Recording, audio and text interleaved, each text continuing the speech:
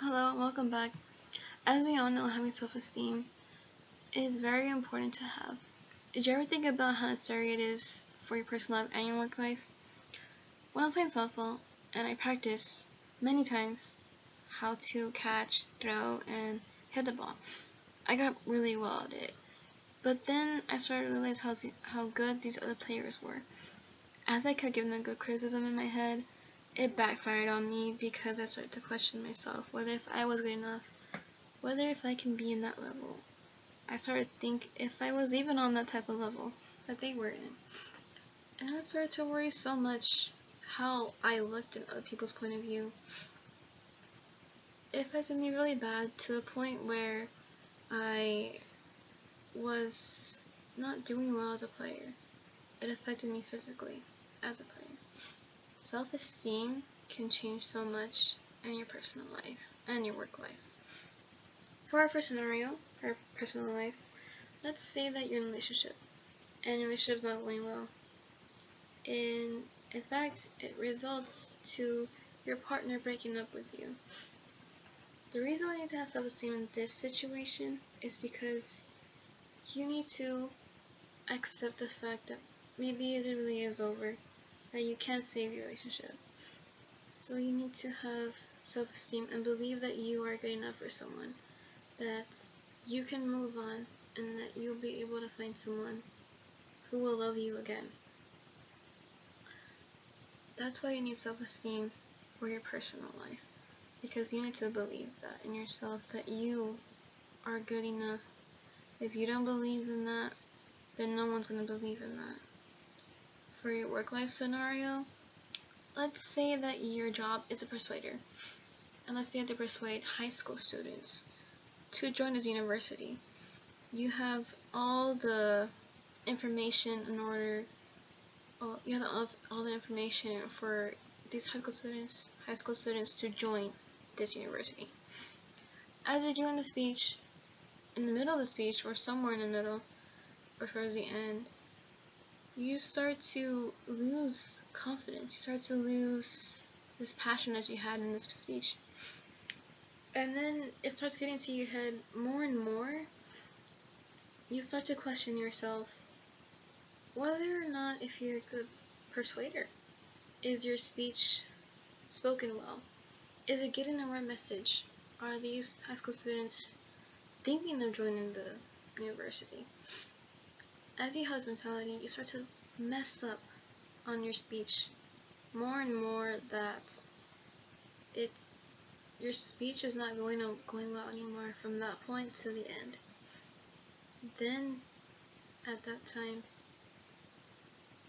you need self-esteem because you want to believe that you are good enough in order to give a persuasive speech, that you can do this.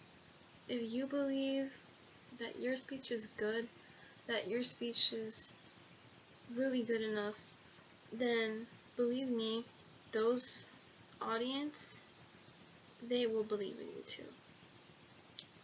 How can we achieve those goals? How can we gain self-esteem in those scenarios, or scenarios similar to that? One way is simply by telling yourself that you are good enough, that you can do the things that you want to do, that you're smart, that you're beautiful, many things like that. If you keep surrounding yourself with positive quotes as well, maybe from the internet, or perhaps those drawings or paintings people do, if you put them around maybe your house, or you don't have to, you put it on your phone, your car, wherever, or just memorize those. And if you keep seeing them, you keep repeating those things to yourself, you yourself will believe that.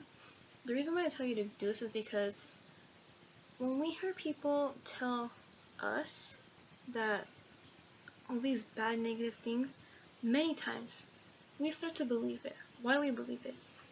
We believe it because we memorize those things. And when we memorize them, we start to question, wow, if I got that a lot, then it must be true. That's why I tell you to tell yourself positive things. many times, because you're gonna memorize them and you're gonna think, okay, yeah, that's true.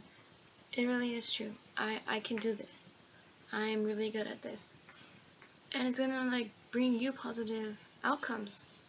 That's why I give you that first advice.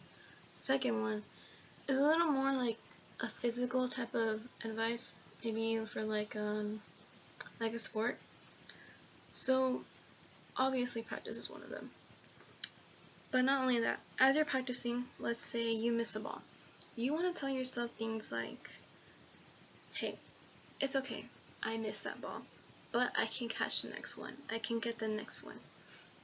But then you start to, maybe you're not doing so well, so you start to miss the second ball, you miss the other 2 balls after that. But every time you miss a ball, you want to keep telling yourself the same thing. It's okay, I'll get the next one. I'll get the next one. I'll get the next one. Don't worry, it's just another ball. It's okay, you'll get the next one. And then you want to also keep telling yourself, okay, that's not working. Let me move a certain way. Let me move this way. Let me put my foot forward, backwards, wherever. Let me adjust the way that I'm standing. Things like that you want to keep telling yourself. Positive things like that you want to keep telling yourself. And that will help you as a player if you're into sports. Things like that will help you gain self-esteem back and higher again. That is why I give you those reasons, that advice for self-esteem and how you can gain that. Lastly, why is it that having self-esteem can change your daily lives? After you watch this video, I want you and I hope that you can do those things that I advised for you daily. It doesn't have to be every single day, or you can be just about every day.